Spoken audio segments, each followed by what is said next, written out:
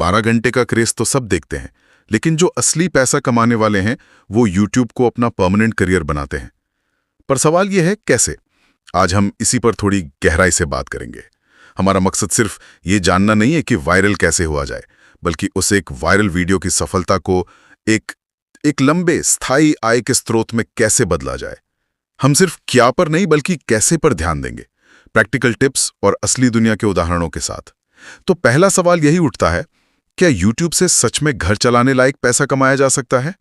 और अगर हां, तो क्या ये सब सिर्फ विज्ञापनों और व्यूज के भरोसे मुमकिन है, या कहानी कुछ और है? इन सब परतों को खोलने के लिए और असली रणनीति को समझने के लिए आज हमारे साथ एक एक्सपर्ट मौजूद हैं जो हमें बताएंगे कि सफल क्रिएटर्स पर्दे के पीछे असल में करते क्या हैं। तो चलिए एकदम बुनियादी सवाल से शुरू करते हैं। क्या यूट्यूब से वाकई में पैसे कमाए जा सकते हैं? मतलब ये हकीकत है या सिर्फ एक सपना जो कुछ गिने चुने लोगों का ही पूरा होता है? देखिए, बिल्कुल कमाए जा सकते हैं। ये पूरी तरह से हकीकत है, सपना नहीं। लेकिन इसमें एक बहुत बड़ा लेकिन जुड़ा हुआ है। अच्छा। हाँ। आम धारणा ये है कि कमाई का सीधा रिश्ता व्यूज से है। जितने ज्यादा व्यूज उतनी मोटी कमाई। हाँ, यही तो सब सोचते हैं। और ये सच भी है, पर सिर्फ आधा सच। व्यूज इस पूरी पहेली का बस एक शुरुआती टुकड़ा है। ये सोचना कि सिर्फ व्यूज के दम पर एक स्थायी करियर बन जाएगा, ये वो पहेली और सबसे बड़ी गलती है जो नए क्रिएटर्स करते हैं। मतलब असली खेल व्यूज से बहुत आगे का है। बहुत आगे का। ये दिलचस्प है। तो अगर सिर्फ व्यूज पर निर्भर रहना एक गलती है, तो एक सफल यूट्यूबर अपनी आय की टोकरी जिसे कहते हैं, वो कैसे भरता है? वो कौन कौन से तरीके हैं जिनसे पैसा आता है? देखिए, जो सफल क्रिएटर्स हैं वो कभी एक चीज पर निर्भर नहीं रहते। वो अपनी आय को सुरक्षित करने के लिए समझिए कई स्रोतों का एक जाल बुनते हैं। सबसे पहला और सबसे जाना पहचाना रास्ता तो है एडसेंस। हाँ, विज्ञापनों से कमाई। बिल्कुल। जब आपके वीडियो पर विज्ञापन चलते हैं तो उसका एक हिस्सा यूट्यूब आपको देता है। ये शुरुआत करने के लिए अच्छा है, एक तरह से दरवाजा खोलता है। लेकिन मैंने सुना है कि ये दरवाजा बहुत भरोसेमंद नहीं है। कई क्रिएटर शिकायत करते हैं कि लाखों व्यूज आने पर भी कमाई बहुत कम होती है और वो हर महीने बदलती रहती है। ऐसा क्यों है? आपने बिल्कुल सही सुना। एडसेंस पर पूरी तरह निर्भर रहना वो बहुत जोखिम भरा है। इसकी कमाई कई चीजों पर निर्भर करती है, जैसे आपके दर्शक किस देश से हैं, वीडियो किस टॉपिक पर है, साल का कौन सा समय चल रहा है। अच्छा। हाँ, जैसे दिसंबर में छुट्टियों के कारण विज्ञापन महंगे होते हैं तो कमाई बढ़ जाती है, वहीं फरवरी में एकदम से घट जाती है। ओह, तो ये इतना सीधा नहीं है? बिल्कुल नहीं। इसीलिए दूसरा और ज्यादा स्थिर तरीका है स्पॉन्सरशिप्स, यानी कि ब्रांड डील्स। ये सुनने में तो बहुत आकर्षक लगता है, लेकिन क्या इसमें दर्शकों का भरोसा खोने का खतरा नहीं होता? कई बार लगता है कि क्रिएटर बस कुछ भी बेचने की कोशिश कर रहा है। ये बहुत ही जरूरी सवाल है और असल में स्पॉन्सरशिप्स एक दोधारी तलवार है। अगर सही तरीके से किया जाए तो ये एडसेंस से कहीं ज्यादा फायदेमंद हो सकता है। यहाँ आप सीधे ब्रांड के साथ डील करते हैं, लेकिन इसका एक सुनहरा नियम है। और वो क्या है? प्रामाणिकता, ऑथेंटिसिटी। आप सिर्फ उन ब्रांड्स के साथ काम करें जिन पर आप खुद भरोसा करते हैं और जो आपके कंटेंट और दर्शकों से मेल खाते हों। सही बात है। अगर एक फिटनेस चैनल अचानक से जंक फूड का प्रचार करने लगे तो दर्शक तुरंत समझ जाएंगे कि मामला गड़बड़ है और उनका भरोसा टूट जाएगा। और एक बार भरोसा गया तो उसे वापस लाना लगभग नामुमकिन है। मतलब अपने ब्रांड की पहचान को बनाए रखना सबसे जरूरी है। तो एडसेंस और स्पॉन्सरशिप्स के अलावा और कौन से स्मार्ट तरीके हैं? तीसरा बहुत ही स्मार्ट तरीका है एफिलिएट मार्केटिंग। अच्छा। यहाँ आपको अपना कोई प्रोडक्ट नहीं बनाना, बस दूसरों के प्रोडक्ट्स को सही तरीके से प्रमोट करना है। मान लीजिए आप एक टेक रिव्यूअर हैं। ठीक है। आप अपने वीडियो में जिस कैमरा या माइक का इस्तेमाल कर रहे हैं उसका एक खास लिंक डिस्क्रिप्शन में दे सकते हैं। जब कोई उस लिंक पर क्लिक करके वो प्रोडक्ट खरीदता है तो आपको बिक्री का एक छोटा सा कमीशन मिलता है। और क्या ये सिर्फ लिंक डाल देने भर से काम करता है या इसके पीछे भी कोई रणनीति होती है ताकि वो एक सस्ता सेल्स पिच ना लगे? रणनीति ही सब कुछ है। सबसे बड़ी गलती है बिना किसी संदर्भ के ढेरों लिंक्स डाल देना। हाँ, वो तो स्पैम जैसा लगता है। बिल्कुल। इसका सही तरीका है कि आप उन प्रोडक्ट्स के लिंक दें जिन्हें आप वाकई इस्तेमाल करते हैं और पसंद करते हैं। वीडियो में उसके बारे में बात करें, बताएं कि वो आपको क्यों पसंद है। जब आपकी सलाह सच्ची लगती है तो दर्शक उस पर भरोसा करते हैं और लिंक पर क्लिक करने की संभावना बढ़ जाती है। मतलब ये दर्शकों के लिए एक मदद बन जाती है, ना कि सिर्फ एक विज्ञापन। एकदम सही। तो दूसरों के ब्रांड्स को इस्तेमाल करने के अलावा क्या अपने खुद के ब्रांड को बनाने का भी कोई तरीका है? मैंने देखा है कई क्रिएटर्स अपनी टी शर्ट्स और मग्स बेचते हैं। बिल्कुल, और ये हमारी लिस्ट का चौथा तरीका है, मर्चेंडाइज। जब आपकी एक वफादार कम्युनिटी बन जाती है जो आपके काम को पसंद करती है, तो वो आपके ब्रांड का हिस्सा बनना चाहती है। टी शर्ट, मग या स्टिकर्स जिस पर आपका लोगो या कोई मजेदार लाइन लिखी हो, वो सिर्फ एक प्रोडक्ट नहीं, बल्कि उस कम्युनिटी का पहचान चिन्ह बन जाता है। बिल्कुल सही कहा आपने। लेकिन क्या ये एक छोटे क्रिएटर के लिए बहुत झंझट का काम नहीं है? मतलब टी शर्ट डिजाइन करना, बनवाना, स्टोर संभालना, शिपिंग करना, ये तो अपने आप में एक पूरा बिजनेस है। पहले ये बहुत मुश्किल था, लेकिन अब नहीं। आजकल प्रिंट ऑन डिमांड जैसी कई सर्विसेज हैं। अच्छा, वो कैसे काम करती हैं? आपको बस अपना डिजाइन अपलोड करना होता है। जब कोई ऑर्डर करता है तो वो कंपनी खुद ही टी शर्ट प्रिंट करके ग्राहक तक पहुंचा देती है और आपका मुनाफा आपके अकाउंट में आ जाता है। आपको स्टॉक या शिपिंग की कोई चिंता नहीं करनी पड़ती। ये तो बहुत अच्छा है। और आखिरी में पांचवा तरीका है मेंबरशिप्स और सुपर चैट। यूट्यूब खुद ये सुविधा देता है कि आपके सबसे वफादार दर्शक हर महीने एक छोटी सी रकम देकर चैनल के मेंबर बन सकते हैं। हाँ, वो जॉइन बटन वाला फीचर। वही, इसके बदले आप उन्हें कुछ खास फायदे जैसे एक्सक्लूसिव वीडियो या लाइव चैट में खास बैज दे सकते हैं। ये रकम भले ही छोटी हो, लेकिन जब सैकड़ों लोग जुड़ते हैं तो ये एक स्थिर आय का स्रोत बन जाती है।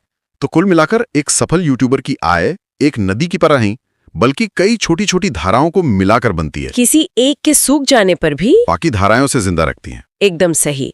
आय में विविधता ही स्थायी करियर की कुंजी है। यह तो कमाई के अलग अलग तरीके हुए, लेकिन असली सवाल यह है कि इन तरीकों को इस्तेमाल करने लायक चैनल बनाया कैसे जाए, इसे एक स्थायी करियर में कैसे बदला जाए। ऐसा क्या करें कि ये सिर्फ कुछ महीनों का जुनून बनकर ना रह जाए। ये बहुत ही महत्वपूर्ण सवाल है। पैसे कमाने के तरीके जानना एक बात है, और एक ऐसा सिस्टम बनाना जो लगातार पैसा लाए, वो बिल्कुल दूसरी बात है। एक स्थायी यूट्यूब करियर 4 मजबूत स्तंभों पर खड़ा होता है। अगर एक भी कमजोर हुआ तो पूरी इमारत ढह सकती है। ओके, तो वो 4 स्तंभ कौन से हैं? पहला और सबसे जरूरी स्तंभ है कंसिस्टेंसी, यानी निरंतरता। हर हफ्ते वीडियो डालना। हाँ, लेकिन निरंतरता का मतलब सिर्फ हर हफ्ते वीडियो डालना नहीं है। इसका गहरा मतलब है अपने दर्शकों के लिए एक रिचुअल या आदत बनाना। जैसे एक टेक चैनल हर शुक्रवार को न्यू फोन फ्राइडे वीडियो डाल सकता है, या एक कॉमेडी चैनल हर शनिवार एक नया स्केच रिलीज कर सकता है। अच्छा, जब आप ऐसा करते हैं तो एल्गोरिदम आपको पसंद करता है, लेकिन उससे भी ज्यादा जरूरी ये है कि आपके दर्शक आपके कंटेंट को अपनी दिनचर्या का हिस्सा बना लेते हैं। वो आपके वीडियो का इंतजार करने लगते हैं। मतलब बात सिर्फ फ्रीक्वेंसी की नहीं, विश्वसनीयता की है। एकदम। लेकिन निरंतरता बनाए रखने के दबाव में क्या कंटेंट की क्वालिटी से समझौता नहीं होता? कई क्रिएटर्स बर्नआउट की शिकायत करते हैं। ये एक बहुत बड़ा चैलेंज है। इसीलिए शुरुआत में ही एक ऐसा शेड्यूल बनाना जरूरी है जो आपके लिए संभव हो। अगर आप हफ्ते में एक अच्छी क्वालिटी का वीडियो बना सकते हैं तो एक ही बनाइए। 3 बनाने के चक्कर में क्वालिटी मत गिराइए। सही बात है। दर्शक एक बेहतरीन वीडियो के लिए 1 हफ्ता इंतजार कर लेंगे, लेकिन वो लगातार 3 खराब वीडियो बर्दाश्त नहीं करेंगे। ये तो ही पहली बात। दूसरा स्तंभ क्या है? दूसरा स्तंभ है ऑडियंस बिल्ड करना, यानी सिर्फ सब्सक्राइबर नहीं, एक वफादार कम्युनिटी बनाना। इसमें क्या फर्क है? सब्सक्राइबर एक नंबर है जो आज है कल नहीं भी हो सकता, लेकिन कम्युनिटी एक एहसास है, एक रिश्ता है। ये वो लोग हैं जो आपके वीडियो को सिर्फ देखते नहीं, उस पर कमेंट करते हैं, उसे शेयर करते हैं, और जब आप कोई प्रोडक्ट रेकमेंड करते हैं तो आपकी बात पर भरोसा करते हैं। लेकिन एक क्रिएटर को ये कैसे पता चलता है कि उसके पास सिर्फ सब्सक्राइबर नहीं बल्कि कम्युनिटी है? वो कौन सा मोड़ है जहां ये बदलाव आता है? इसके कुछ साफ संकेत हैं। जब आपके कमेंट सेक्शन में लोग आपस में बात करने लगे, जब आपके बनाए हुए मीम्स या अंदरूनी मजाक, जिसे इनसाइड जोक्स कहते हैं, वो फैलने लगे। हाँ। जब दर्शक आपके लिए फैन आर्ट बनाए या आपको अपने वीडियो के लिए आइडिया दें, जब आप लाइव जाएं और वही जाने पहचाने नाम बार बार नजर आए, तब आप समझ जाइए कि आपने सिर्फ दर्शक नहीं, एक परिवार बना लिया है। और यही परिवार है जो मर्च खरीदेगा और मेंबरशिप्स लेगा। बिल्कुल। सब्सक्राइबर्स एक संख्या, कम्युनिटी एक ताकत। समझ गया। तीसरा स्तंभ क्या है? तीसरा स्तंभ वही है जिस पर हमने अभी विस्तार से बात की, डाइवर्सिफाई रेवेन्यू, यानी आय के स्रोतों को बढ़ाना। लेकिन यहाँ एक आम गलती होती है। नए क्रिएटर सोचते हैं पहले चैनल बड़ा हो जाए, 1 लाख सब्सक्राइबर हो जाए, फिर स्पॉन्सरशिप के बारे में सोचूंगा। ये गलत रणनीति है। बहुत गलत। आपको पहले दिन से ही इस बारे में सोचना शुरू कर देना चाहिए। भले ही आप उसे तुरंत लागू न करें, लेकिन योजना तैयार रखें। अपना Amazon एफिलिएट अकाउंट पहले ही बना लें। सोच कर रखें कि भविष्य में आप किस तरह की मर्च लॉन्च कर सकते हैं। तैयारी पहले से होनी चाहिए। बिल्कुल। और चौथा और आखिरी स्तंभ? चौथा स्तंभ है पेशेंस एंड एनालिटिक्स, यानी धैर्य और डेटा को समझने की कला। YouTube एक मैराथन है, 100 मीटर की दौड़ नहीं। आपको रातों रात सफलता नहीं मिलेगी। इसमें महीनों बल्कि कई बार साल लग जाते हैं। इस सफर में धैर्य रखना बहुत जरूरी है। और धैर्य के साथ एनालिटिक्स। हाँ, आपको YouTube एनालिटिक्स को अपना दोस्त बनाना होगा। ये आपका रिपोर्ट कार्ड है। एनालिटिक्स में तो बहुत सारा डेटा होता है। एक नया क्रिएटर तो उसमें खो जाएगा। शुरुआत में किन 2-3 चीजों पर सबसे ज्यादा ध्यान देना चाहिए? क्लिक थ्रू रेट या ऑडियंस रिटेंशन? बेहतरीन सवाल। शुरुआत में 2 मैट्रिक सबसे जरूरी हैं। पहला, क्लिक थ्रू रेट यानी CTR। मतलब कितने लोग थंबनेल देखकर क्लिक करते हैं? हाँ, जब आपका वीडियो किसी को दिखता है तो 100 में से कितने लोग उस पर क्लिक करते हैं। ये बताता है कि आपका थंबनेल और टाइटल कितना आकर्षक है। अगर ये 5% से कम है तो मतलब आपकी पैकेजिंग में गड़बड़ है। और दूसरा, ऑडियंस रिटेंशन, यानी लोग आपका वीडियो औसतन कितनी देर तक देख रहे हैं। अगर लोग पहले 30 सेकंड में ही वीडियो छोड़कर जा रहे हैं तो इसका मतलब है कि आपका इंट्रो बोरिंग है या वीडियो का कंटेंट टाइटल से मेल नहीं खा रहा। तो इन 2 चीजों को सुधारने पर ध्यान देना चाहिए। बिल्कुल। ये अंधेरे में तीर चलाने के बजाय लेजर गाइडेड मिसाइल चलाने जैसा है। तो निरंतरता, वफादार कम्युनिटी, कमाई के कई स्रोत और धैर्य के साथ विश्लेषण, ये 4 स्तंभ हैं जो एक शौक को एक स्थायी करियर में बदलते हैं। क्या हम कुछ असली दुनिया के उदाहरण देख सकते हैं, जैसे MKBHD या कैरी मिनाटी? उनका कंटेंट तो बिल्कुल अलग है, पर क्या उनकी सफलता के पीछे यही सिद्धांत काम कर रहे हैं? बिल्कुल। कंटेंट का स्टाइल अलग हो सकता है, लेकिन सफलता के जो मूलभूत सिद्धांत हैं वो वही रहते हैं। चलिए MKBHD यानी मार्कस ब्राउनली का उदाहरण लेते हैं। वो टेक्नोलॉजी रिव्यू करते हैं। हाँ, बहुत मशहूर है। उनकी सफलता का राज क्या है? क्या वो हर वीडियो में कुछ वायरल या चौंकाने वाली बात करते हैं? नहीं, उनका सबसे बड़ा हथियार है कंसिस्टेंसी और क्वालिटी। उन्होंने सालों की मेहनत से एक भरोसा बनाया है। और यही भरोसा है जो ब्रांड्स को उनकी तरफ खींचता है और दर्शक उनकी सलाह पर लाखों के फोन खरीद लेते हैं। ये तो सीधे सीधे हमारे स्पॉन्सरशिप्स और एफिलिएट मार्केटिंग वाले पॉइंट से जुड़ता है। आपने बिल्कुल सही नब्ज पकड़ी। उनकी विश्वसनीयता ही उनकी सबसे बड़ी संपत्ति है। वो सिर्फ एडसेंस पर निर्भर नहीं है। उनके वीडियोस पर एडसेंस, टॉप टियर ब्रांड्स के साथ स्पॉन्सरशिप, डिस्क्रिप्शन में एफिलिएट लिंक्स और उनकी अपनी हाई क्वालिटी मर्चेंडाइज लाइन। उन्होंने अपनी आय को एक किले की तरह मजबूत बनाया है। बिल्कुल। अब अगर कैरी मिनाटी की बात करें तो उनका कंटेंट बिल्कुल अलग, एंटरटेनमेंट केंद्रित है। लेकिन वहां भी आप देखेंगे कि उन्होंने एक बहुत मजबूत और वफादार कम्युनिटी बनाई है। उनके फैंस सिर्फ उनके वीडियो नहीं देखते, वो उनके व्यक्तित्व से जुड़ते हैं। सही। और वो भी ब्रांड प्रमोशन, सुपर चैट और लाइव स्ट्रीमिंग से अच्छी खासी कमाई करते हैं। तो दोनों उदाहरणों में एक बात समान है। उनकी सफलता का राज वायरल होना नहीं बल्कि विश्वसनीय होना है। दर्शकों को पता है कि उन्हें यहाँ अच्छा और नियमित कंटेंट मिलेगा। एकदम। वे 1-2 वीडियो के सितारे नहीं बल्कि लंबे समय के लिए बने ब्रांड है। करने वाले 3 कदम क्या होने चाहिए? सबसे पहला और सबसे जरूरी कदम है अपने निश को रिसर्च करो। अपने विषय पर रिसर्च करें। हाँ, गहराई से। सिर्फ ये मत सोचिए कि मुझे गेमिंग पसंद है तो मैं गेमिंग चैनल बना लेता हूँ। ये सोचिए कि गेमिंग की विशाल दुनिया में आपका कोना कौन सा है। क्या आप हॉरर गेम्स के एक्सपर्ट बनेंगे या फिर आप सिर्फ मोबाइल गेम्स पर फोकस करेंगे? लेकिन क्या बहुत ज्यादा निश होने से दर्शक सीमित नहीं हो जाते? शुरुआत में नहीं। शुरुआत में एक छोटे और समर्पित दर्शक वर्ग को टारगेट करना एक बड़ी और उदासीन भीड़ को टारगेट करने से बेहतर है। इसे कहते हैं Nishing down to blow up. अच्छा। जब आप एक छोटे निश में सबसे बेहतर बन जाते हैं तो आपकी पहचान बनती है। बाद में आप धीरे धीरे अपने दायरे को बढ़ा सकते हैं। बिना रिसर्च के शुरू करना मतलब बिना नक्शे के सफर पर निकलना। सही बात है। और एक बार नीश तय हो जाए तो दूसरा कदम क्या होना चाहिए? दूसरा कदम है हाई क्वालिटी थंबनेल्स और एसईओ ऑप्टिमाइज करो। आपका थंबनेल और टाइटल आपके वीडियो का दरवाजा है।